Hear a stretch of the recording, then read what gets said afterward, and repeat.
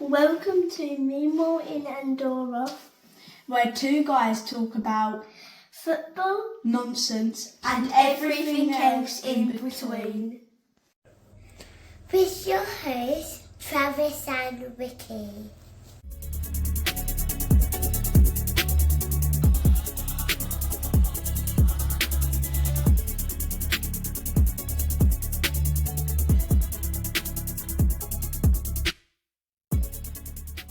Welcome everyone. Thanks for joining us. We're here. The World Cup has started. We are a third of the way through. Well, just over a third, isn't it? Just over a third of the way through. It's finished. Played the first two games of the second set of games. Yep. If that makes sense. The Switzerland-Bosnia game just finished. Yeah. Earlier tonight, there was Did you watch it all? I got to see the second half, or a bit of the second half. It looked like it was going to be a 0-0 at one point, and then the sending off kind of killed it, didn't it? Yeah, it did kill it. Yeah, I had a draw as well. That was gutting. Yeah, annoyed about that. Yeah, well, I had 2-2 though, so it went. I thought there'd be goals, but not like that. I thought there'd be goals at both ends. That was a shame. But yeah, no. So lots happened in this third of the tournament so far. Lots to catch up on. And third of the group stage. The third of the group stage. Third of the group stage. Yes, lots have happened. Big moments. Pardon? Big moments as well so far. Big moments, unless you're Portugal or Spain. That's a big moment. Yeah, like it's been insane, isn't it? Really, like so tonight, just on that tonight, I'm settling in to sleep downstairs on the sofa as I've been doing for some days. Basically, whenever there's a big game at night, I just pack myself away and sleep downstairs on the sofa and leave my wife to it upstairs. I really want to watch Mexico again because I thought it was a pretty cool atmosphere. Like a true nutter, I'm going to get up at is it 2 a.m. this morning and watch Mexico maybe? Or 3 a.m.? And is that Estadio Chivas, isn't it? Is it not at the Azteca today? Oh, okay. No. Chivas, yeah, okay. Yeah, there's only 3 games at the Azteca the whole tournament. Okay. And fine. I don't think any are in the knockout stages. I don't think any. What? Which is really disappointing. No way. Yeah, I think there was I saw something about it anyway, but it's a shame it's not holding the final. Obviously, that would have been amazing. But yeah, I think it's the best. I knew it wasn't doing the final, but unbelievable, mad. Yeah, there's not many there at all. Yeah, but yeah, we'll probably come on to some of the quirks of the tournament that we've noticed so far as well. But settling in for that game, that's the thing. You're making commitments in there for you're having to pick and choose this tournament because which is really annoying. Hard. This is and that is not an option that I normally go for, as you know. The only way to watch a World Cup in my books is to watch every game and properly get a feel for there are some teams at this World Cup that I haven't seen play yet, which is really, really disappointing to me. I haven't actually seen America play because I chose not to watch their game the other day because I was knackered and I was like, if I'm going to miss one game, I'd rather miss their game. And I tactically slept that night so that I could watch Brazil-Morocco and then Scotland-Haiti the following night. And I fell asleep during Scotland-Haiti anyway. I missed it. And in the end, ended up waking up for Turkey-Australia later on that day or that morning. So I'm all over the place, man. I'm genuinely just all over the place. See, for the listeners at home, we've got a 9-week-old baby. So everyone's been like, oh, that must be amazing. It must be handy for you with the night feeds and stuff like that. But if anything, you're like, you see in the scores, you're putting some of the games on if you're up at 2:00 to do a night feed. But you're so not with it. It's just hard to take it in. I think we had the Scotland game on just to try and watch it. And it was so hard to keep an eye on at that time in the morning. So it's been really hard to pick and choose. I did the opposite actually with the USA game. We watched the USA game. And then we watched the Scotland game, but didn't make all the Brazil game, which was a pain. That was you missed Brazil for you. No, that was never going to happen. Forward planning. That's why I did that with Argentina the other day as well. I was like, right, I'm not going to watch Norway. So I was like, right, I'm not going to watch Norway, Iraq because I want to watch Argentina. So I went to bed. Literally, as soon as my son went to bed at 10 p.m, I was like, right, into bed, fall asleep, because I can barely stay awake at the moment. I fell asleep straight away. And then I set a quiet alarm, so I basically set my alarm so it's not as loud, because obviously we don't want to wake the missus up. And then off the back of that alarm, just got up, went downstairs, put Argentina on, dozed during it anyway. So like I basically just kept waking up every time the commentator went, Messi! And, and I managed to catch every goal like as they happened. But that was fine. That was fine. Because obviously he didn't just have the shots for the goals. He had like other chances as well. So like it was kind of keeping me awake. But there was a bit in the middle where I completely fell asleep. I remember like it was like maybe it was 1-0 and it was 1-0 and it was coming up to half time, and then I opened my eyes again and it was like 56 minutes or something like that. I was like, oh, okay, I've slept for the whole of half time and 10 minutes into the second half now. And then just as I did that, he scored the second one. So I was like, oh, fair enough. And I actually woke up feeling really refreshed after that. So I was like, oh, this is probably the way to do it. Sleep through bits of it. Not a bad time to miss in a game as well. Yeah. Obviously, it started, there's some, in terms of moments of the first round so far, there's obviously 48 teams this year, the first time that's happened. So people thought, is this going to just create a load of rubbish games? Actually, some of the smaller nations have competed really well, which has added to it, really, if anything, and just made it more interesting and held their own. I think we had a quick chat about this offline, in a sense of how much they are just taking it for the moment and going for it. Going for the jugular, if you like. So, obviously, a couple of shocks. In the biggest one is probably Spain. There's got to be. Probably. I mean, I've got enough Verde? I did call Cape Verde because I said they're good. They're better than a lot of people gave them credit for. Because, like I said, they almost qualified for 2022. I remember at the time, but they just missed out. Like, because obviously with less teams. If 2022 had been 48 teams that had qualified, because they literally just missed out in like the last bit of it. So I did call that. They're up and down. They're like a typical international side, like we've talked about all along. Like they've got good, strong players, and then they've got like a random player that plays in, like, they sent about this in the League of Ireland, and you're like, well, that's the reason why they can't compete with sort of like the larger nations that have got like more consistent players playing top flight football or whatever in Europe. But to another point that we've made earlier in this series, whatever you want to call it, you have smaller nations now that are just set up to play properly.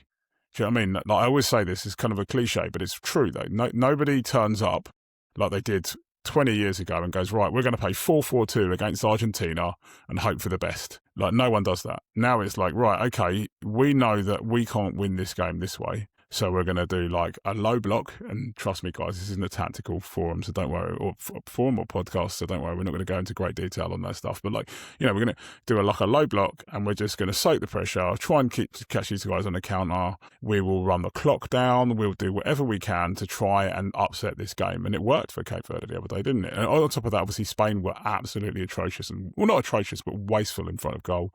That bit where Ferran Torres misses the open goal and then the keeper, that was brilliant. And all the memes that have gone round off the back of it. But I was going to say, on the subject of upsets, I don't know whether you saw this one. I'm just seeing it on the TV now. I've got ITV on in the background. So if my eyes glance up there, it's because the ITV is on. Yeah, same.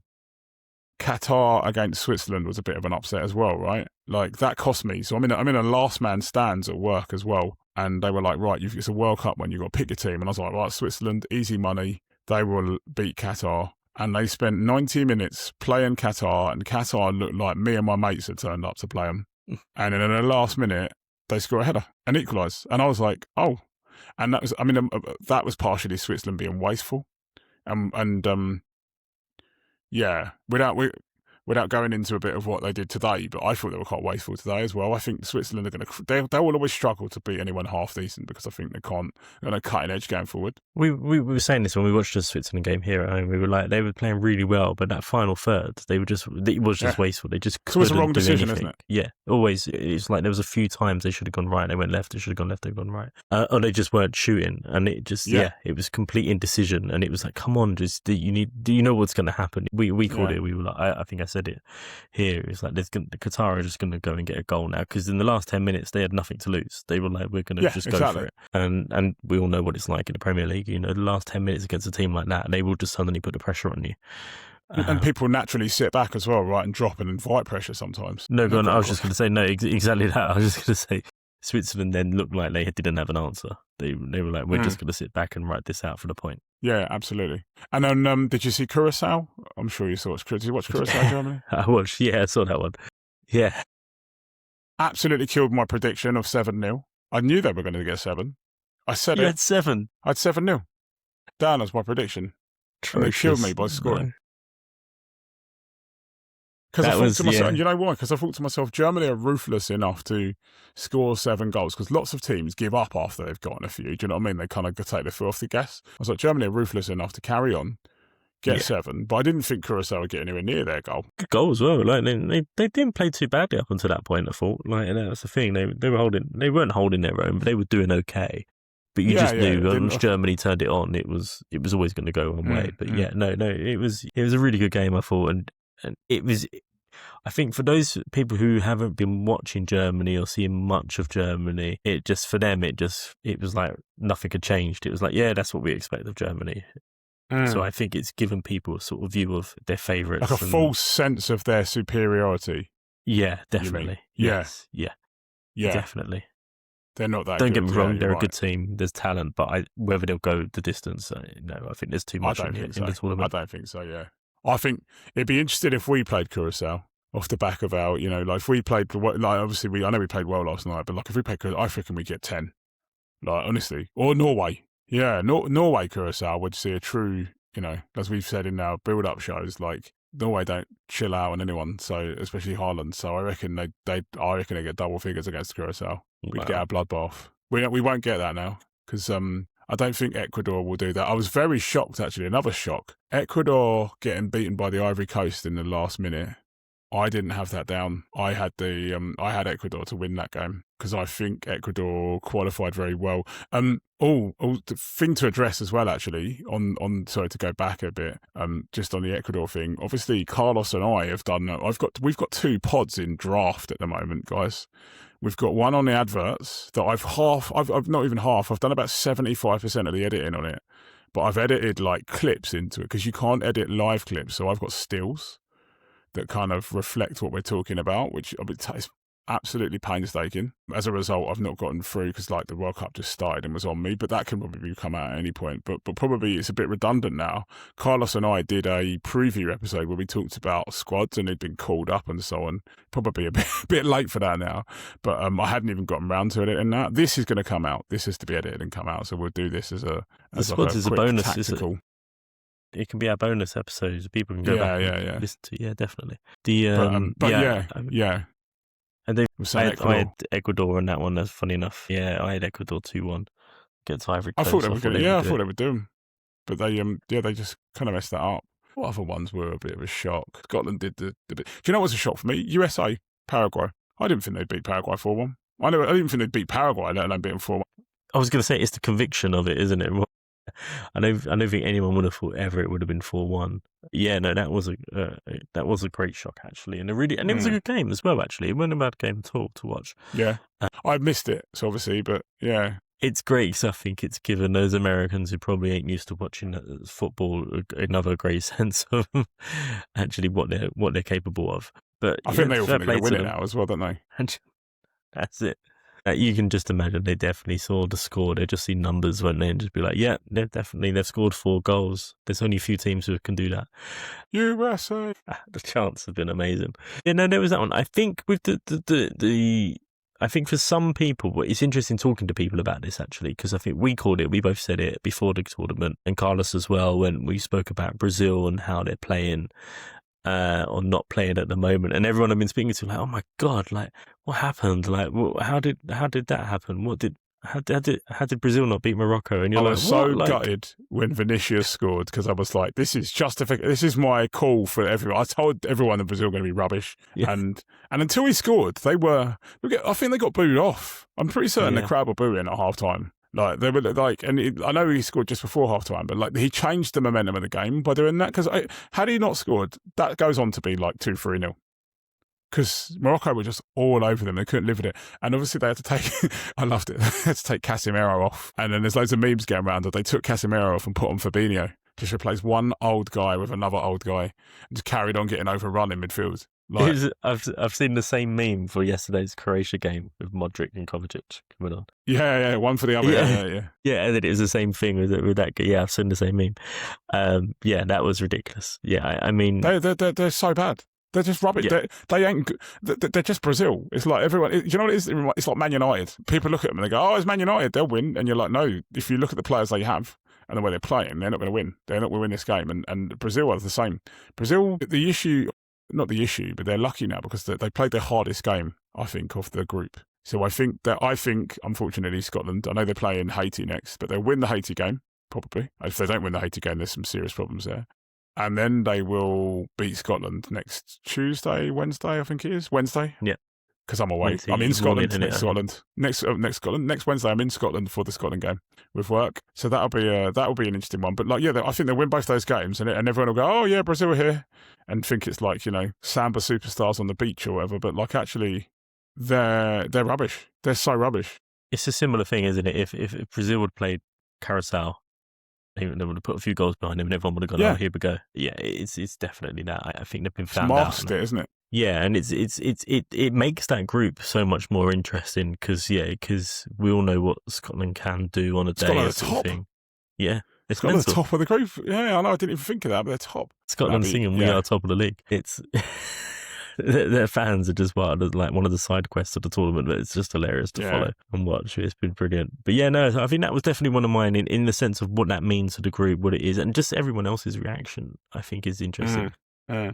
We have to mention it because we've mentioned loads in the build-up, but talking about old players, Dr. Congo. Yes. Drawing with Portugal. Yes. I think, again, a lot of people would have just assumed the names linked to Portugal, they would have scored at least 2 or 3 goals. Do you know what? Yes. Yes, you're right. You're absolutely right. A lot of people would assume that Portugal would steamroller them, and both of us, are wise enough to kind of understand that Portugal aren't very good, especially when they play a 41-year-old who just walks around up front and doesn't pass. However, I still thought that they would be good enough to win it 1-0. I thought they would win 1-0. I didn't think they were going to be that Dr. Congo would equalise and have some chances, man. Like they weren't even like they just equalised. Like they could have won it. There's a couple of times where they made the wrong decision in the final third, and I was at football training, at my boys' football training with my phone on iPlayer watching it, and was like, Jesus, man, they're rubbish. But like, I'm not.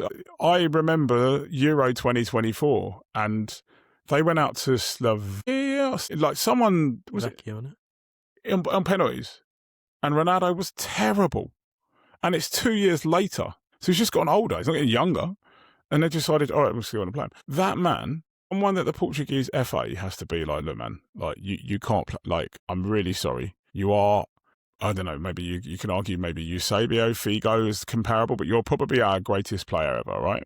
That's fine. No one's going to change that. Because you know what's going to happen? If he carries on, he's going to build a reputation for himself as being this like guy that's washed up.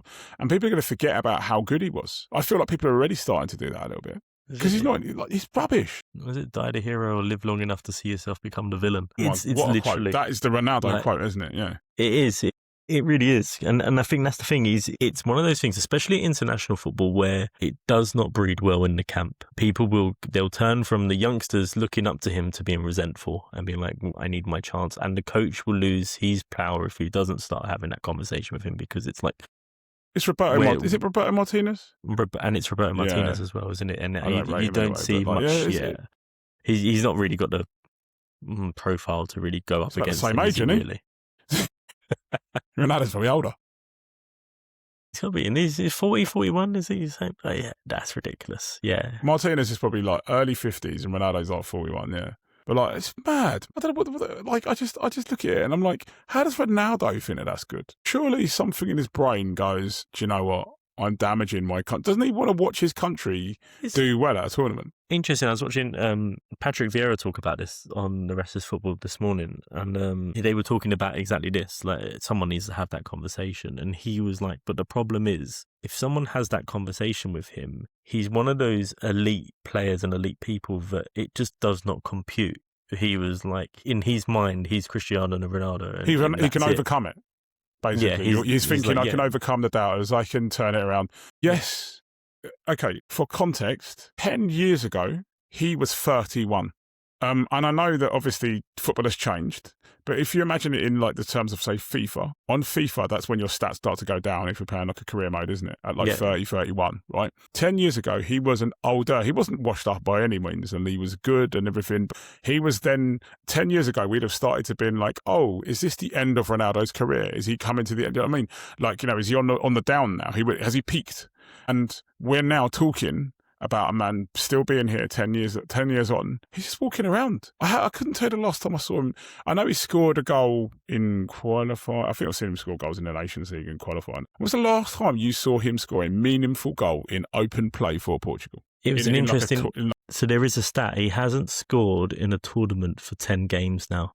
Yeah. So and they're playing him as their main player, main striker in that sense. Like Exactly. he hasn't scored for Portugal in 10 tournament games. Mate, what other country would play a guy up front? Not my mic, I'm so annoyed. What other country would play a guy up front for 10 games who hasn't scored and he wouldn't get dropped? And in that time, anywhere else? you're also scoring goals, but he's in the Saudi league. He's scoring goals in the Saudi league. Like, yes, England have taken Tony, but he's not our main striker. Like, Yes, exactly. It's ridiculous. We'll come on to big name players later and where they're coming in the tournament, but I think this is definitely something that's costing Portugal at the moment. They need to address it, and thankfully something like this has happened. I think on a scale where everyone's talking about it in that first game for them, because I think if it had gone the opposite way and he got a goal and they won 1, yeah, it would have gone on. It would have hidden. Yeah, it would have masked it. So they've got an opportunity still.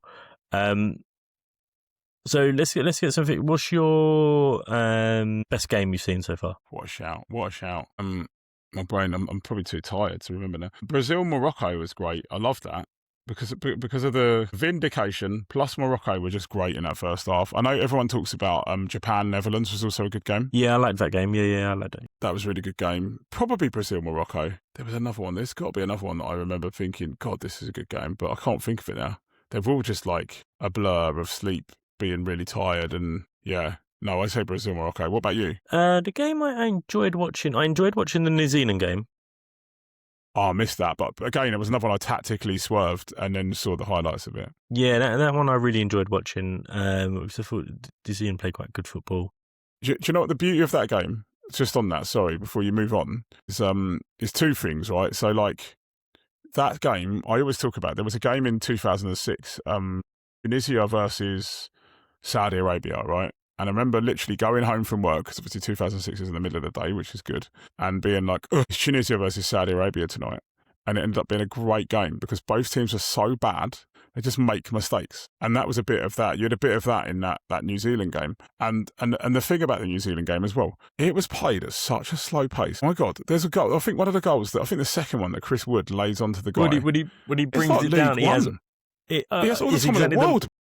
It's literally the standout moment in that game for me, because it's like he has all the time in the world. No one's around him. He's given that much space. If that happened, like no team can give him that amount of space and time in the Premiership. He's not doing that against anyone half decent. Yeah. No. It's he was having the time of his life. Yeah. Yeah, that was a really good game. It made it great. It made it great, though, because both teams just were like, we're below average and we're just going to play. And you got a good game out of it. That was a good game, yeah.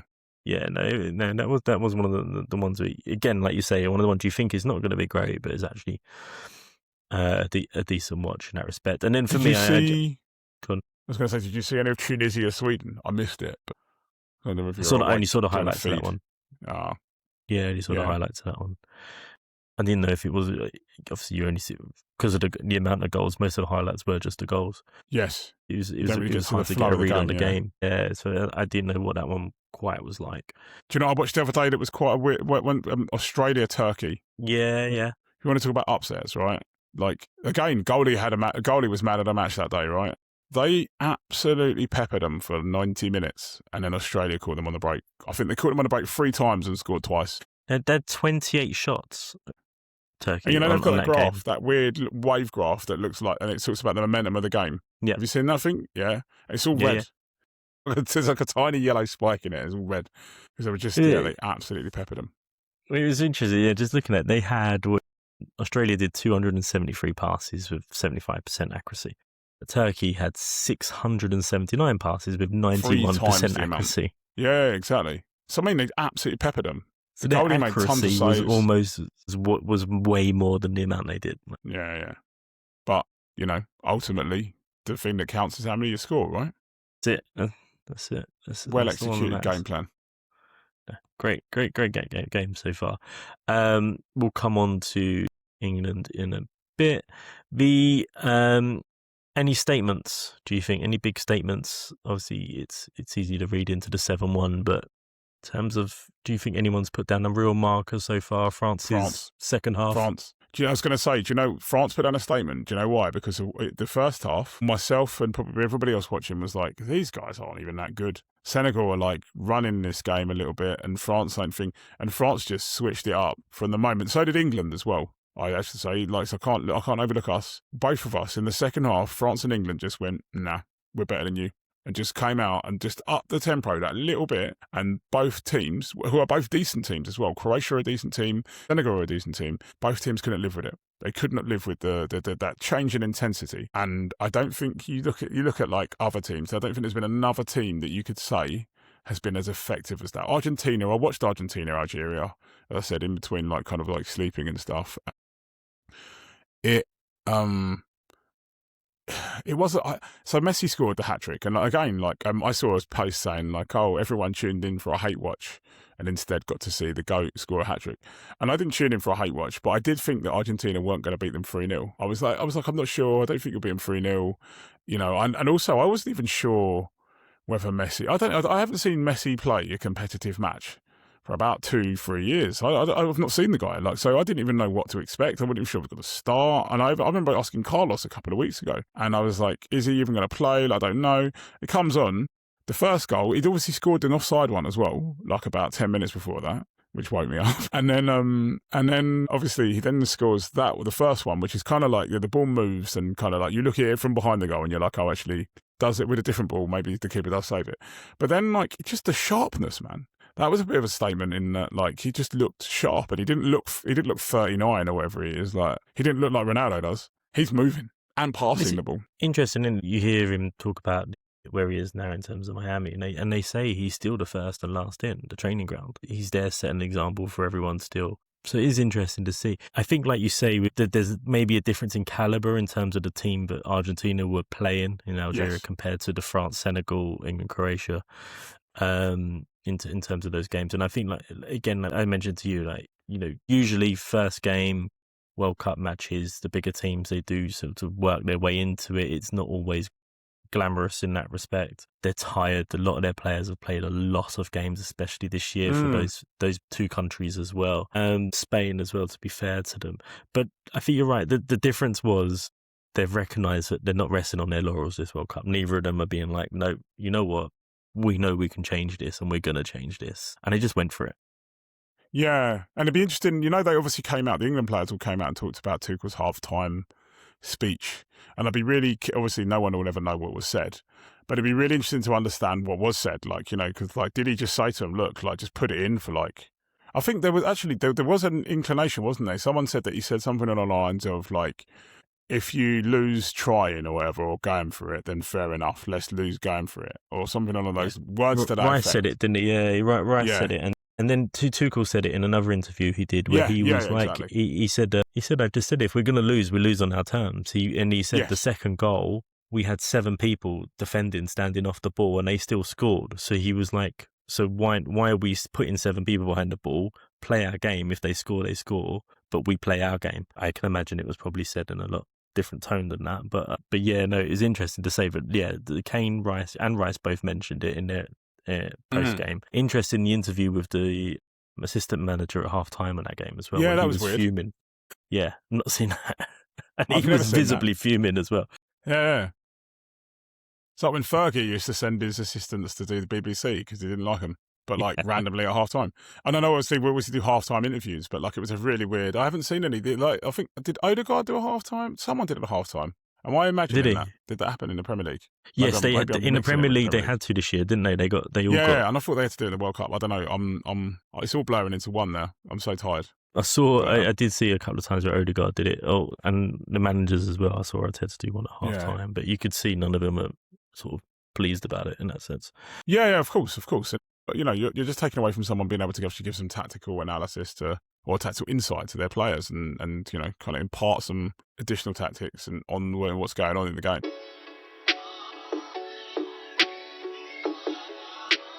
Moving on, we've spoke about the tournament so far, big moments, what's happened. We've talked about USA in terms of their win and how we liked it.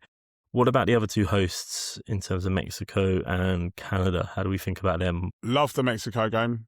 Think that South Africa were terrible. I think the occasion was great for the Mexico game.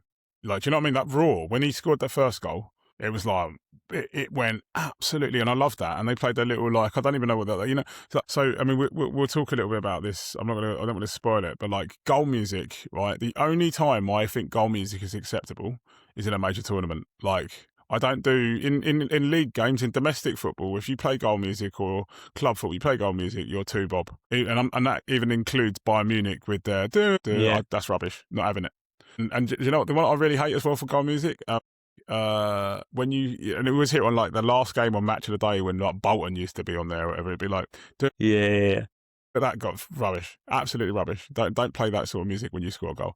But that Mexico goal music absolutely smashed it. Like, it was like mariachi type music come on as he scored, and the crowd went crazy. And like in a World Cup, I think that's reasonable. And obviously most of the time it's da da da da da. And now they're doing Free From Desire now, loads of that. But yeah, nonetheless, that absolutely smashed it with the Mexico game. South Africa were poor. The referee did some crazy stuff as well. Interestingly, it's interesting. Everyone was like, "Oh, we only had 3 or 4 sendings off in the last World Cup, and we had 3 in the first game. Notice we've only had 1 just now since then. Literally in the last game that's just happened." But like, yeah, and that's why I want to watch Mexico today again, because I'd love to see like what's going to happen again. Because I feel like there'll be a bit of a vibe and an atmosphere to it. What did you think of them before we move on to Canada, who are about to start playing against Qatar?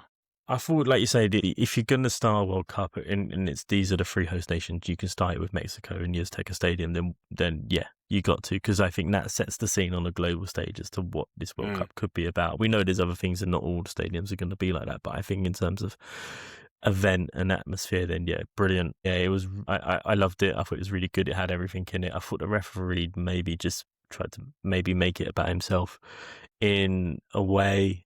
Just some weird decisions, and like thankfully it's not like one of those World Cups gone by where you've seen referees try and impose something where they're focusing on a particular thing and then everyone follows suit in every game. But like you say, we've only had our first one since today, which was quite good. So yeah, no, it was good, but South Africa were just poor. But it was nice. I think it's nice to see Mexico get onto a good win, just to add to it. So no, I really enjoyed the game watching it. It was a nice one to start off with.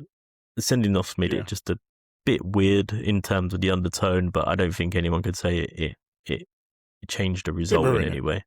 Yeah, it didn't change it. No. I think South Africa were struggling, and that's the reason why he got sent off, because it was obviously through on goal. And then the second sending off is a bit of a weird one. Probably is a foul, don't know. Like, he kind of throws his arm out. The Mexican sending off is random, because I was like, well, there's about 3 players in between him and a goal, man. Like, he's out wide. It's a bit of a weird one.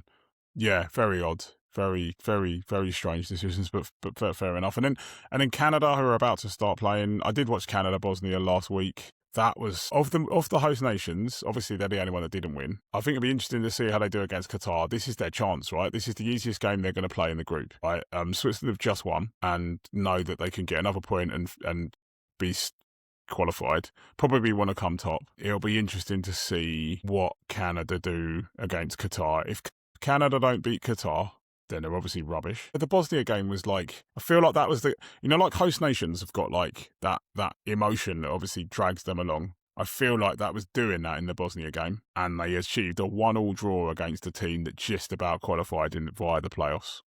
And it was really, so you kind of make you think, how good are you? Yeah, it'd be interesting to see how they perform. They had a lot of the ball. They had a lot of chances. That again, they just looked like a team who were missing a really decent striker.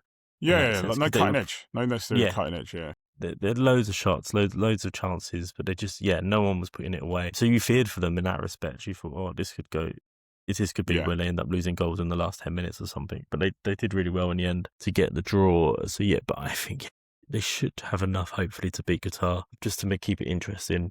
But we'll see. Again, it looks like they've got a good crowd, and looking at the screen now. I don't know where that stadium is, but it looks decent. Yeah, I'm not sure where today's game is. I did have a look. It's like Vancouver, not Vancouver, I can't remember, but somewhere in America. Edmonton, Vancouver, Toronto. It's about the only place I know. It says BC Place, wherever that is. No idea.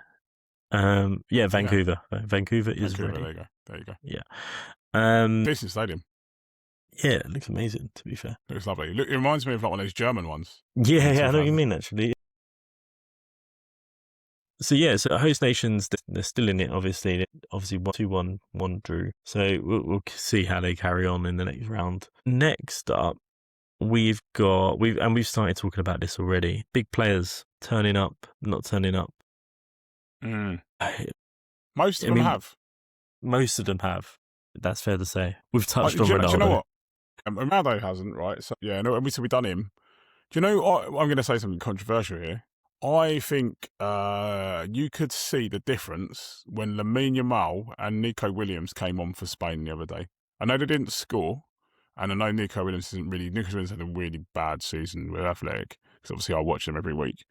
But yeah, I thought they were better. I was a bit disappointed with some of some of the other guys that kind of were around and didn't so much. Like, you know, Olmo and that let themselves down a little bit. Oyarzabal, I literally had to have a debate with some mates in another WhatsApp chat about the fact that Oyarzabal is a good player, and they were like, "No, he's rubbish," and I was like, "No, he is good. He's just been crap today." Yeah, Spain, they're big players. I thought obviously they only played like 10 minutes or 20 minutes at the end or so, but like I thought Lamine Yamal changed the game.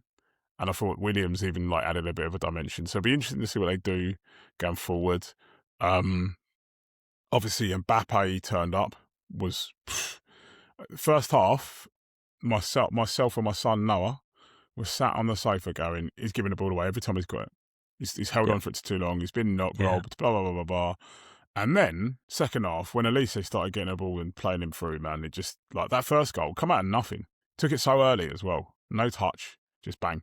Yeah, Elise really, really played well in that second half of that game, and I thought Mbappe then just switched it on and then was like, I'm going to get on this. And like you say, there was the one where he ran at them. I think he didn't score just before we had the turn. He'd done his turn of pace, and it was like, right, he's ready now. He's going to get a goal. Like, it's coming. I think it was just before he got the first goal. I think Spain was an interesting one I did think they looked better with the substitutions. And I think there's a mistake there on their part where they should have just probably started them. They might have not ended up in that position. That's the thing, though, are they? They're both not. Well, I think Williams might be fit, just out of form. I don't know. He's carried a lot of injuries this year, though, isn't he? Yeah, he's been injured the first half of the season a lot. But he played, I think he played all the way through the end. I think it was playing at the end for Athletic. Just not been out of form. It's been nowhere near as good a season this year, which is why Athletic struggled a little bit. Yeah, obviously Ronaldo didn't toe up. Messi did. Haaland, did you watch Norway? Yes. Well, I watched the highlights. I didn't watch it live. Okay, yeah. I watched the highlights too, I guess he was always going to score in a game like that, I guess. Like, that's the thing. Yeah. That's what I mean. But yeah, his other stats are really good. He has turned up in that respect. He's done what he needed to do. Messi's scoring. Kane got a couple of goals. Goals. Played really well. Do you know how deep he was coming? Like, I know he comes deep. He was playing like Pirlo at one point. He was literally taking it off the back four and just playing balls forward. And the difference wasn't it, this time where in the Euros where it was criticised so much because England didn't really know how to play around that in terms of when he comes deep, it was like we were involving him in the build-up play, but then no one knew where to pass the ball afterwards. Whereas this time around, Bellingham, Anthony, Madueke even, then they were running behind him and sort of all taking up that space. So yeah, he was really deep. But at least England seemed better set up for it this time round anyway. Yeah, maybe Tuchel's looked at that and said, that's a way we can hurt people with Kane's movement. And how do you pick up a prolific goal scorer if he's standing on the edge of the opposition's box? That's it. That is the thing. He's always been one of those strikers who makes a lot of his own goals as well, though, doesn't he? Because he does score a lot of goals on the edge of the area, like, in that sense. Yeah. And his header was sublime, like the way he climbed up for that header. Yes. No one challenged him. Mad though that he didn't have anyone marking him. I thought that was the craziest bit. Croatia looked awful at corners. And I know lots of people are like, oh yeah, Arsenal's Harambal, but like, what on earth? Why? Surely, I'm talking like if you go back through the annals of time, you're playing England at a major competition, you make sure you mark all of their tall players at corner. He had no one on him. it's not even that. It's common sense in the sense you've got Rice taking it on that hand, so you know it's an outswinger. Yeah, he's And going to you've swing got out to the edge of the Kane box. on You the know he's going to run edge into of the it. box. Yeah, you only have to look round as a defender and be like, right, you know where this is going. Like, and I think they tried it. Was it moments before when O'Reilly nearly scored as well? So it was like, Yes, and that was an yes, at the back outswinger. post. So I'm saying they were all over the place. That was a strange one. Bellingham, Very, very good. very good. The Yeah, goal, I really thought the good goal. I mean, performance. obviously, I know we obviously get carried away because he scored a really good goal. I thought it was good. I thought it was really good. I thought he played really well. I thought again, there's been talk of do you do Rodgers or Bellingham, but I think it was never going to be in doubt in terms of Bellingham. Yeah, He's proved himself at tournaments as well in the past. Like, he will turn up and play well, yeah. and he's probably just at that level a bit more consistently than we've seen Rodgers so far. Mm-hmm. But he's been around a bit longer in that sense in terms of Yes, bigger of course, games, of and course. so I think you expect that. But yeah, no, I think he's played really well. Neymar, we haven't mentioned him. The cheerleader. I mean, I saw him doing a load of autographs, and Tom Brady was there. I think was it Tom Brady? Someone was there. Yeah, that was yeah. like with their kid and that. Oh my god, Neymar. That's a joke, man. Even the fact that they took Neymar. Like, if you're João Pedro, you must be fuming to have stayed home so that you can just take Neymar to sign flipping autographs. Endrick sitting on a bench, all these other players just like sitting there watching Brazil stink the place out while Neymar just signs autographs and smiles. Yeah, he didn't do it. I thought Vinicius, his goal was really good. And not just the goal, but did you see when he went down the wing and crossed the ball for Thiago? Yeah. I saw He's played really well. a meme and it's absolutely brilliant. It was like every time Thiago touches the ball, he loses 20 million off of his value. He was awful. It was like, and again, Carlos and I spoke about this when we got together and we talked about how, we were talking about, I'm assuming you watched your own pod when you weren't on it, but we were Yes. talking about people losing like their identity. And how, Yes. like, Thiago isn't that traditional sort of like Brazilian forward. It's more like about like stats and sort of like, people play Thiago now because, or he's appealing to someone because he's like ticked the boxes for Brentford in terms of like running stats or, aerial duels won or something similar like that. And he looked like that. He looked rubbish on the weekend. He was It one of like- those statisticians' pick. In the sense that, when you're trying to convince the traditional football scouts, you're like, no, he ticks all the boxes, but then you put him in the game with everyone, you're like, oh, he Yeah. stands out. Like, yeah, no, I do know what you mean. competition winner vibes. Yes, yeah. Mate, the header. Just that's what I'd do. If Vinicius cut back to me, that header is what I'd do. That is brilliant. Yeah. It's awful, man. He's got the Make-A-Wish spot. Yeah, exactly. Yeah, He's got... it's like really ill. Played like he was ill. Brilliant. Speaking of Neymar reminded me of the Adidas advert. It was like, if Adidas are doing an advert beforehand where they've put all the stars in it and they've done it Adidas and he's on the edge of that tournament, it was like that in real life. It was like, oh, he's been predicted, but he's just going to sit on the edge and talk about everyone. Oh, yeah. Just Yeah. watching from afar, yeah. Yeah. That's the sort of vibe I got. That's what it reminded me of when they cut to him. Yeah.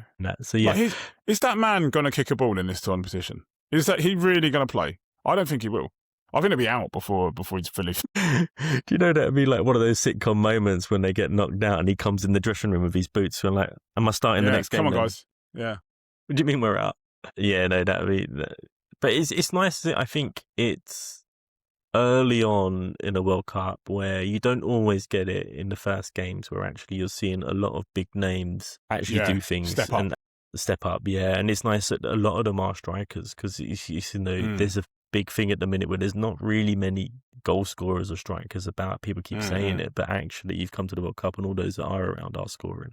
To know I think that's been really good. No, really good. Yeah. England, we briefly spoke about them with Kane scoring, Bellingham looking good. 4 goals, Tuchel's influence maybe. They're all the good things. However, there's still some concerns. You're saying the thing that I was saying, or thinking. Both Croatia goals felt avoidable, but a better defence doesn't concede those. Especially the one at half time. It just felt like we were like a little bit all over the place and we concede this goal and it's like, and we mustn't get swept away with the fact that we won a game 4-2, a very difficult game 4-2 and played very well in the second half against a better side. Do you find yourself 2-0 down and unable to come back? Yeah, it was interesting because both times when Croatia equalised, at no point did I feel the game was gone because of how England were playing. I thought England was still going to win it, which was different. I think in tournaments gone past, if that had happened, especially in the first game, I think England would have either drew it 2-2 or 1-3, just about 1-3-2. However, yeah, those goals were avoidable. What worries me is better teams would take advantage of that defence. And we were making trouble for ourselves. Stones losing the ball a few times, before that happened. Pickford was running out a couple of times. There was where we come out and just knocked it out for a throw, off nothing. It was really weirdly as well. To someone, and he just knocked it out for a throw, and I was like, "What are you doing?" And they're going to quickly take the throw now. That was weird. Obviously, nothing came of it, luckily, but it was a very odd, it was an odd moment there. Interesting that Gahey didn't start. I was surprised. That ask you that, yeah. That was interesting. I wasn't sure. I don't know. I was trying to rack my brains and think back to the qualifiers, but I can't remember whether Konsa started over Gahey. I don't know whether it's Gahey for Konsa or Stones. I think it was Gahey and Konsa in the thing, and then Stones is the one that doesn't start. I don't know. That's what everyone thought it was going to be, the choice between Konsa and Stones, when they thought Gahey was the one that was always going to be there because he played all the qualifiers. Especially it could be just rotation, though. Could be just about keeping him fresh and. Yeah, he's played a lot of games since he went to City as well. Exactly. But he's interested in a title race right to the end. Yeah, if you don't need to play him, he knows how good he is. He fits it. He plays with the players already. Then it's confidence. But I like it if we are using squad rotation. With that, then, do you think and thinking about Spain and then bringing on Yamal and Williams, squad-wise, and maybe compared to France as well, do England have a bit of an advantage in terms of the players they can bring on in games compared to some of the others? Not compared to France. Compared to a lot of other teams there, yes, they do have an advantage. Being able to bring, I don't know, I'm sure about Tony, but being able to bring Rashford on was an advantage, right? In fact, Rashford's a very good player that's had a very good season at Barcelona, right? And won the league and scored and been effective in that. And, you've got Morgan Rogers coming on. Rashford scored a great goal as well. That was Yeah. So I mean, so you've got guys that are had good seasons, very strong, coming on off the bench, which is great. But then if you think that's why I said not France, because France could bring on Bradley Barcola.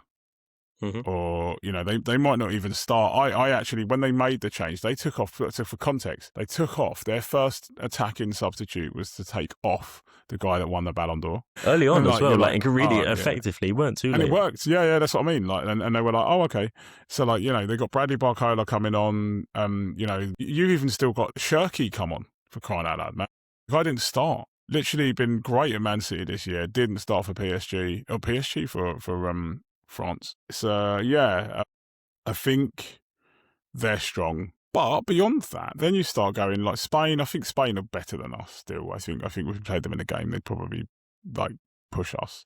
After that, then you're who's got a consistent team of players that are, I think we're much better than Brazil. Argentina would be an interesting one. Argentina, the jury's out because I'm not saying Algeria they're not mugs, but at the same time, I think they need to be tested a little bit more. Of the big teams, barring Spain, who had an easier game than Argentina? You think of the teams that you think might win this competition, who played an easier game than Argentina? No one. No one really, innit? Yeah. So then you go, were they tested? Is the question you'd ask. You think? The way I look at it is I think England's strengths are the midfield in how they can hold the ball and play the ball and put it around and play attacking wise. France have a different setup in that they play with more or less two at the back, two sitting in that midfield. But that worries me in that sense. If England were to play France, I think suddenly our midfield, who are used to seeing a lot of the ball, will be working a lot harder. And we've got workhorses in there in Anderson and Rice, don't get me wrong, but I think suddenly you will notice it a bit more, how that game becomes a lot more tricky to then for that transitional play in that sense. I think that's where it'll be hard to play France. And I think France and England both have the same problem. If Mbappe and Kane get injured, I think that's a lot of their game that becomes questionable. And again, I was saying this to my son yesterday when we were watching, or the day we were watching the France game. Everyone forgets that Mbappe broke his nose in Euro 2024. That's probably one of the, not the only reason why Spain won it, but that's a significant factor. He didn't play well after that game when he broke his nose at all in that tournament. And if he doesn't break his nose, do they even lose that semi-final to Spain? Like, I think he scored in it, didn't he? He scored their goal, but even then, like, I just don't think he's more of a threat, and Spain don't get to be on the front foot as much. Like, I think it'd be very interesting to see if he stays fit and doesn't get injured, touch wood. Be very interested to see what happens now in this competition. But yeah, it would be a concern for me if I'm England. But no, we were all right though. I think we played a very good side, like I said, and we played well against a very good side. But we showed a bit of defensive frailty, which is probably consistent with the type of player we have playing at the back for us, who are good but not necessarily the best. Has Canada scored? Canada have scored. And I guess on that, in terms of the frailties, how the goals were, they're not huge cause for concern in the sense of there's stuff that we can look at and be like, no, we can tighten that up. We should be able to tighten it up, especially if you think you bring in Gay as well. And we step up a bit. We should be able to work on that.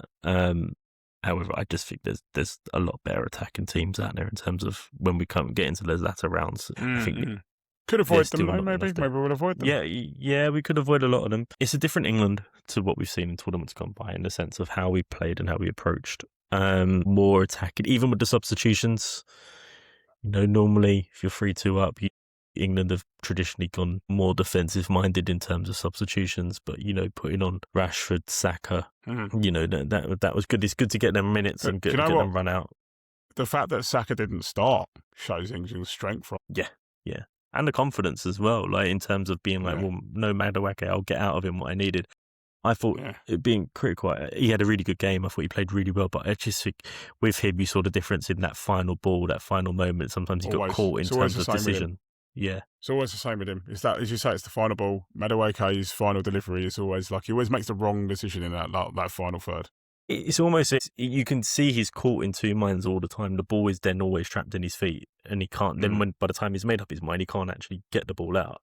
But I think, he played really well. He done what we needed him to do in that set. He created the space, he took the ball on and he set up some chances. And no, I thought he played well. But yes, no, I think you're right. That does speak about it in terms of it's a good thing that if you're not able to start Saka and still play well. But no, it's nice to see. It's refreshing because it seems to it's working for him at the moment for what he wants of the team. They reacted as well at half time, which was great. Something we've not seen many teams do at a tournament, but it's actually England as well to come out in the second half and play really well. That was refreshing. I won't say it's coming home just yet. There's too much going on, but no, really, really good start from England. Glad to see.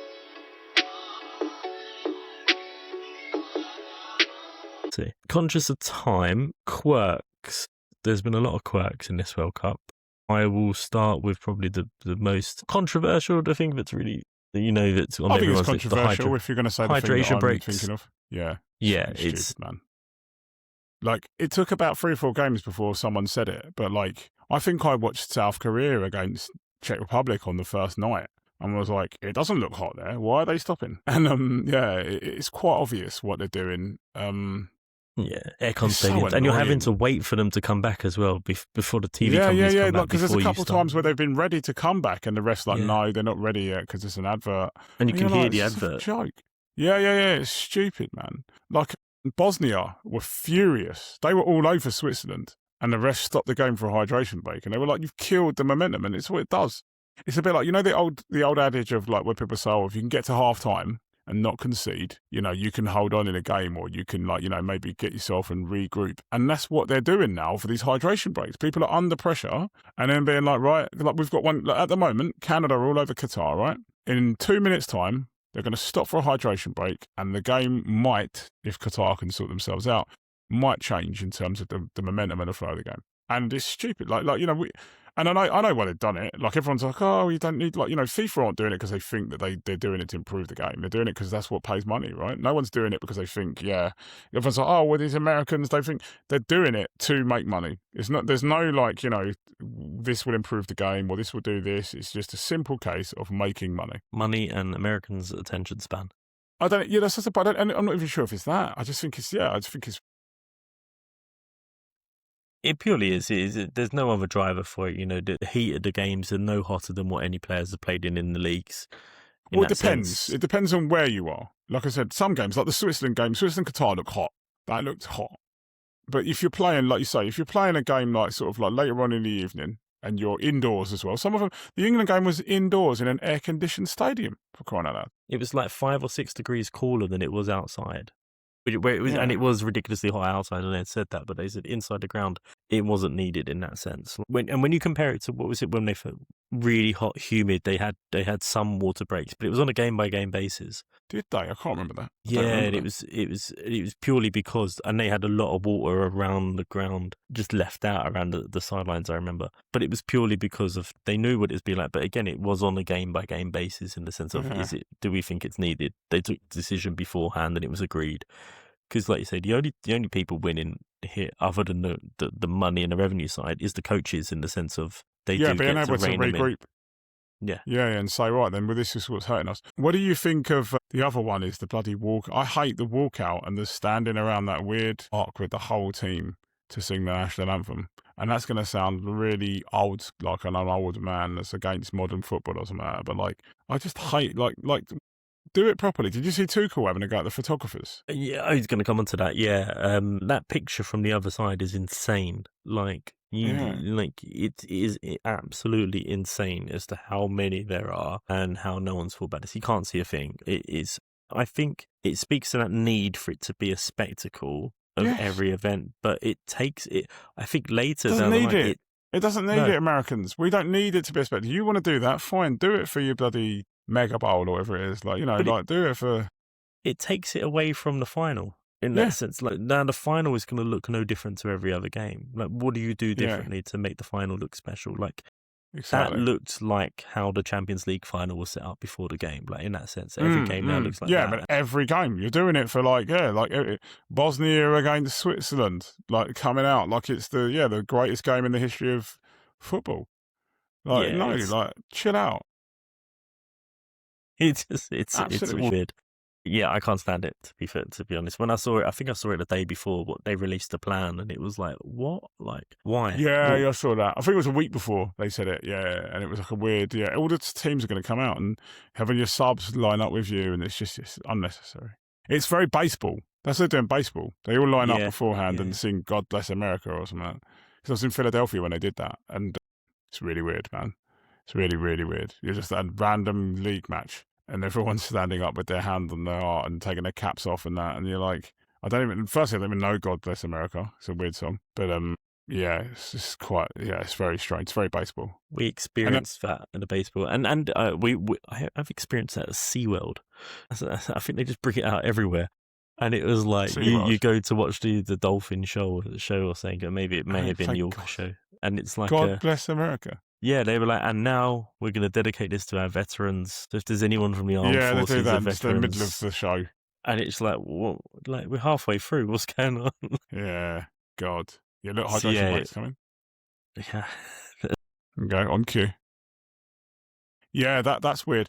Like I said before, goal music. I do like the goal. I like some of the goal music. I love the old the mariachi band style car music in Mexico. Looking forward to that. It's worth staying up till 3 a.m. to watch that if they score. Is there any other weird stuff? Oh, the ref cam. Yeah, ref cam. No, interestingly, Arsenal ladies have asked each player has picked a song. So when they score, their song plays, their particular song plays.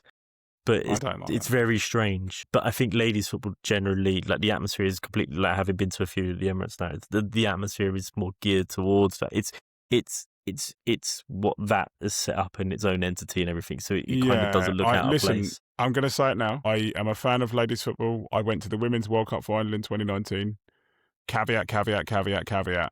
But I'm not a fan of A, goal music in domestic football, and B, having different goal music depending on the scorer. That feels very games gone to me. And stop it, ladies football. Stop it, Arsenal ladies. Just do it normally. And what I was thinking of when you said that is, and I didn't want to say it, but that strikes me as having a very, you do that because you've got a sterile atmosphere where you are. Like if you go to rugby, I've been to a few rugby games and I've been, and it's And listen, I don't think that you should go to a football match and want to kill the opposition fans at all. And I always judge people that stand there and like give it the giving it all that. I think you're an idiot. You're a grown man. You've got work in the morning. The visceral hatred at football brings about a better atmosphere as a result of it. So yeah, in rugby they can sit next to each other and not going to try and kill each other and this, but it makes the atmosphere really stale. So like in rugby, you don't get the high of like, oh my God, there's like, you celebrate when they score, but it's a bit like, oh yeah, great. Do you know what I mean? It's not like in football. It's amazing. Rugby's, it's strange. Like obviously having been to quite a few England games in rugby, it's interesting in different ways in the crowd. They're very set. Yeah, sorry, that's not me saying it's not interesting. No. Yeah. No, I know what you mean, and I've seen the benefit of it in terms of, I remember going to an England-Italy game and in rugby, and Italy scoring the first try, which is unusual at Twickenham, or used to be, and Italians, there was an Italian family in front of us, and one of them brought his child. He was clearly in his dad's shirt, and the child was about 2, and he's lifted him up, and the family, this guy's in tears. He's lifted his kid up, and all the England fans, and it brought into it, and it was really nice to see, and it's interesting going to see women's rugby. And I think it speaks to women's sport generally in that sense, where they're trying to create their own atmosphere and vibe. Yes. And not following in the footsteps of the men. And probably to get more girls coming in is to make it more relatable, because they do the same thing in women's rugby, where there's more music coming in every time a try is scored, and different music, and there's a party atmosphere. And it's really, I think footballers are trying to take it from that, because they've seen how quickly the women's game has grown in rugby, and it's helped because you've had world champions the same time as what England are, and England football are doing. I think so they're trying to share things. But yeah, no, I do. I couldn't see it in men's football. I just don't think it's there because they're different entities in that sense, and they've got different. Yes. They're different sports. They're same rules, but different sports. Oh, 2-0. Ref cam.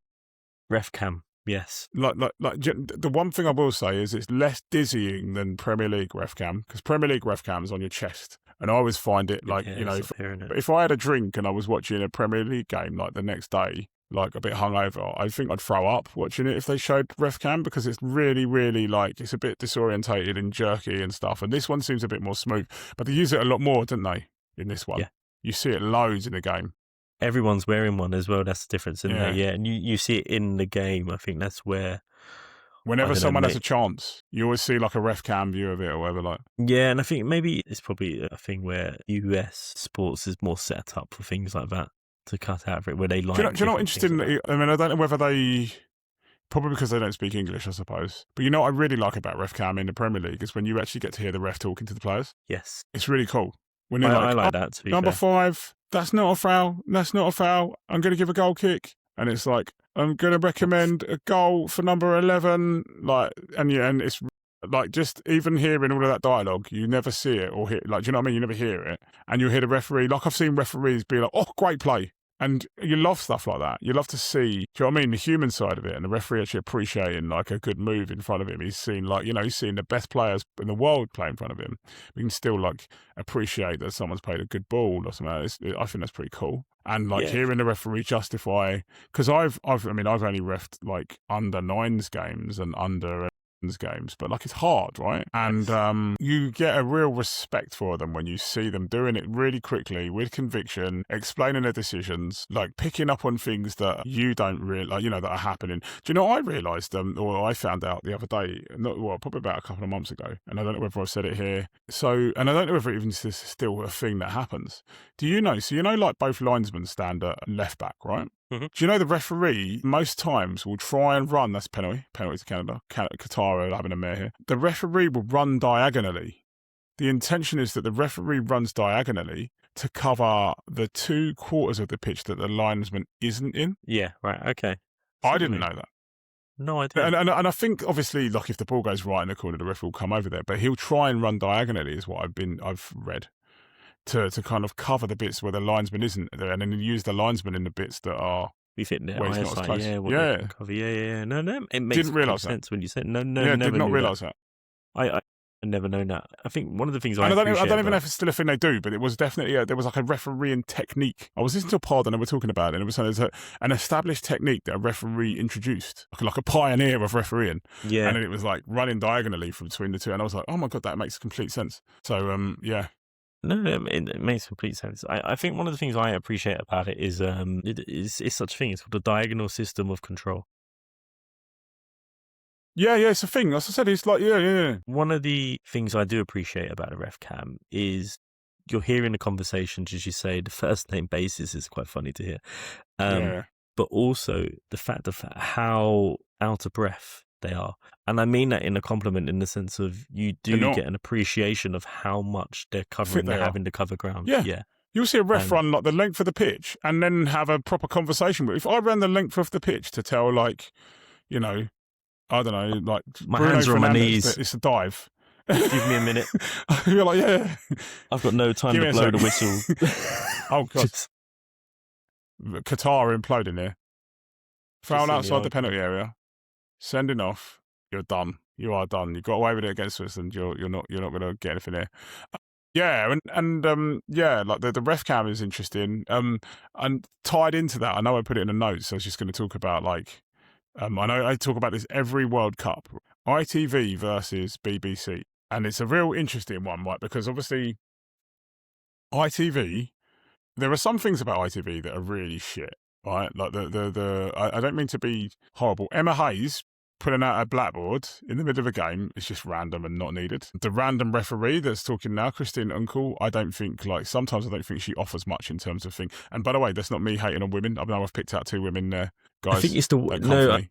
I think I know what you mean. It's the way she does it. There's other referees who do it and do it differently. Like as much as Mark Clattenburg, I think. Like, is generally it Graham he's Powell actually as well? quite, Does it sometimes? yeah. BT Sport has them. They're quite And, like, engaging. Yeah, exactly. And that's not me. Like I said, I probably come across like a misogynist. I'm not a misogynist, guys. It's nothing to do with the fact that it's a lady. It just doesn't come across very well with that Christina Uncle. And Emma Hayes is brilliant, by the way. I just don't think that she needs to pull out a blackboard in a little mini screen in the middle of a game and be like, yeah, this is what they're trying to do. Like, I don't need, just explain it to me. I don't need you to put it right on a blackboard. ITV, as always, are absolutely killing BBC on the opening credits. Their opening credits are much better than BBC's. They've been better than BBC's. And this is a random. The last BBC good opening credits they had was for Euro 2004, right? Good Luck by Basement Jacks. Euro 2004 with like Nedved and stuff in it. That's the last time they had a good opening credits. And you can look that up at home and here you'll probably look. It's really cool. Other than that, they ain't had good opening credits for years. And They've the gone a lot ITV on the kill 'em animation every side year. since, haven't they? Like, You think they had, right? So they had Brazil. Do you remember that? That was a wicked Yep. song. They had Sing Sing Africa, Sing Sing. And for chat, yeah, that ITV, absolutely. And this year they're killing BBC. BBC feels really stale. Like, it feels a bit like, but it doesn't have adverts in it, which is a major thing. But ITV's got better pundits as well. Like, I love listening to Righty and that. Like, Righty, Roy Keane, all of those guys are brilliant. ITV were really smart in the sense of they've always had Keane and Neville and Righty, and I think Neville was smart in then using that to form the basis of his podcast. Yes. And yes, then yes, ITV have been smart enough to go, we want this yes. for the thing, and we want them together. Like, and it shows because what you get from that is they've already got buy-in for externally, so people want to see them together. But their socials outside of the TV make then people want to watch them on ITV because you see in the Gary Neville, Roy Keane, and Andy and Wright are all on Instagram. They're all posting stories with each other and stories, and it's leading into the things like I think Gary Neville showed. It was very tactful. Showed what the ITV studio looked like before the first game. I think earlier that day, and I think it was just the start of that. But yeah, no, I agree. They are killing them in terms of punditry in that sense. I think. Did you see the Gale? Did you see the Gale they were in? Yeah. Oh my God, that's funny. That's ridiculous. Yeah, Laura Woods' hair was like in her face like that, and I was like, "Guys, go inside, man." Yeah, They went down, didn't they? Now. They went downstairs, didn't they? What was the other thing I was thinking of? The Emma Hayes thing. It's interesting. I think ITV have tried to think they're trying to be unique in the sense, well, how can we use this hydration break? And you've got a very good footballing brain there, so you're like, how can we use her to do that? But I just don't think that works. I think, yeah, and one thing I did like about it is the sense of people think the way they've done it, it isn't needed in terms of a blackboard and stuff, but think people need to appreciate she's able to explain in 2-3 minutes what some pundits take an hour to do on Monday Night Football. Yeah. Like, I mean, she's a really good sense, pundit. do you know what I mean? Like, yeah. And I think it gets lost. But no, I think, is there a need for it? I saw someone comment today, I think I mentioned it to Hugh, our friend Hugh. Someone complained that they've put her in a kitchen, and it was like, I think you've misled the studio. You're seeing the kitchen. Actually, this They've is a given real her a thing. blackboard Someone and did put that. her in the kitchen. Wow. God. I don't think ITV have chosen to put her in the kitchen, and I don't think Emma Haynes is the sort of person to stand for something like that. I think that's not fair. No, on I don't her. think she would. Good. But like, no, yeah. Do you think the BBC are missing Lineker? Yes, I think they are. And on the podcast thing, obviously you have Lineker, Shearer, Micah, which would be the combo there. Obviously Lineker would be the front man and probably wouldn't do as much as he does on the podcast. He's a lot more outspoken on the podcast. But maybe they are missing him a bit. He was very good. But, It's BBC interesting. it just feels a bit tired. I don't know. Like, it doesn't Flat, feel like yeah. It feels like I'm still watching something like 20 years ago when I watched the BBC. Whereas when I watch ITV, I feel like I'm watching something that is made now. Relatable, fresh. Yeah, Exactly. It definitely does feel that way. I think you're right. I think the BBC punditry, it is a bit flat. It is a bit. I think you know what you're getting with it in that sense. It feels very TV licensey in that sense. Like, I don't know how else to describe exactly. it. Terry Wogan's going to come on and do Auntie's Bloomers afterwards. That was Auntie's Bloomers. Yeah, points of view. Points of view. Yeah, it is. Yeah, it is strange. The only thing, and then you got Gary Lineker's got the rest of football on Netflix each day. Yes. The only thing that's frustrating, I think, about that and upsetting for them is that they can't show any clips. It's all pictures because they haven't got any rights. And I think that like Sky. Yeah, Like, that obviously makes I go it to a bit of a work. letdown. I go to work and I see every day, we've always got Sky Sports News on somewhere, like at work, and there will just be a still of like Mbappe having a shot. And you know that the goal came from it and they can't do anything about it. It's so funny. And we just got to talk about it. We just pretend that we're in, like, it's like, don't worry about it. Just show the test match. England are playing New Zealand, show that. Yeah, it is funny. You do think that they're missing that on that show, and Gary Lineker's obviously very good at what he does, and so he's able to talk around it. However, it's interesting them trying to find. It's really, I think some people have criticised it in saying, has it transferred well to the Netflix show? But actually, I think a lot of it is we're so used to seeing BBC Gary Lineker. It's very he's a hard lot more informal, isn't he? He's got a glass of wine in front of him. I think in the first episode he swore on it, and even I was a bit like, oh, it's funny seeing him swear, even though I listened to the podcast. In that sense, I think it's the familiarity of that, and I mean, they've all had a bit of a drink on that show, which is funny as well. I think adds to it, and you can definitely get that sense from some of them as well. Joe Cole was playing darts and was absolutely wasted. I've not seen it. Day. And he even says it. He's like, I'm wasted. I've had like 2-3 glasses of wine. You're asking me to throw darts and run it aboard. But no, it's an interesting show. I think the breakdown and the talking is good on it. And I think even then, their punditry, even without the football and doing live shows, is outshining BBC in that sense. You know, it's becoming the counterpart for the World Cup in that sense. Yeah, I think BBC. If you had to choose one, I think you're going to say the same. I'm choosing ITV at the minute. I'm choosing ITV, even with the adverts. I'm choosing ITV, which is mad. Yeah. When we discussed this earlier, I said we agreed. Obviously, this podcast is called Meanwhile in Andorra. It's another World Cup without Andorra. So, meanwhile in Andorra, what do we think's going on? I've had a quick look up on the internet to see what's going on. I don't know if you've had a chance to. They had a friendly the other day, didn't they? Win a friendly in the eve of the tournament, I think. Yeah.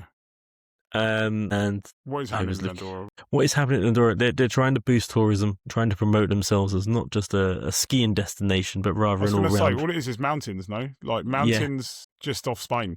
That's all I know about Andorra.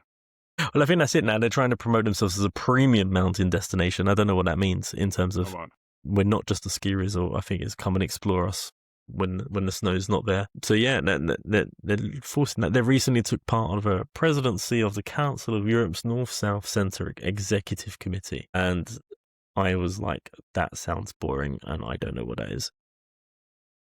Glad you said it. Yeah. No, it's not.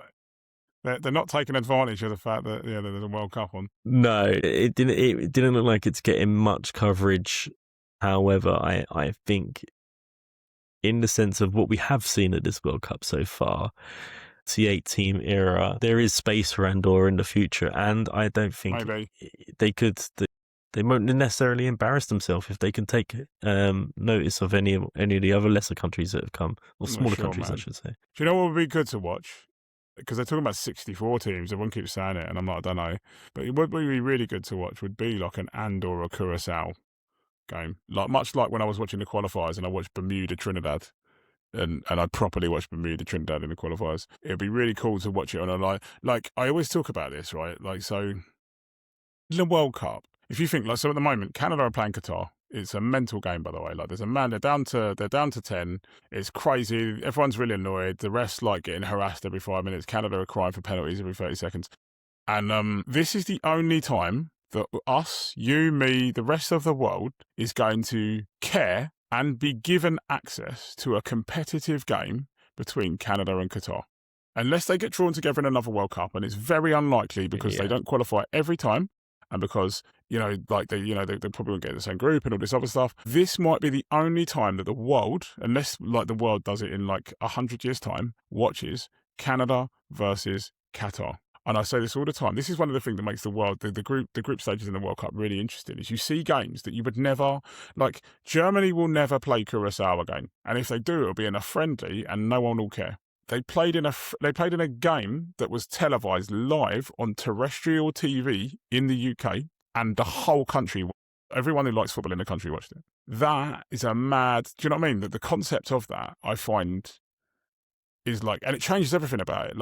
Because you put, like, if you think, even though it was Curacao, every German player wanted to play that game. Every German player wanted to score in that game. If they played a friendly against Curacao, there'd be people being like, I'm pulling out because my club have said that actually they don't want me to play, or I can only play half the game, or I actually don't care because it's just a meaningless friendly. They probably wouldn't beat them 7-1. Do you know what I mean? It's a very different dynamic. So it's what makes the World Cup so unique, is that you have these games of football between teams that would never play each other again, where there are so many stakes on the line, and the whole country is invested in getting the best result from that game. Well, you think about it in that respect, as you say, using Curacao as an example. Their population is 158,000. 23 million tuned in to watch that game. That's mental. Like, when you think of it, like, and Andorra have a tougher entry route because they're part of the European qualifying campaign, and there's a lot more countries involved, and it's harder to sort of for them to get their space. But if they did, the kind of games that you will see, you won't ever see again. Andorra will play a lot of good European teams just in qualifying naturally and friendlies and stuff, just because the way it works out, because of where they are. But everywhere else, I think, the other countries are taking advantage of that. You will never see Andorra play the USA and things like that in those games. Yes, exactly. Like Andorra, New Zealand. So if they can get there and get a game like that and be televised, it suddenly does.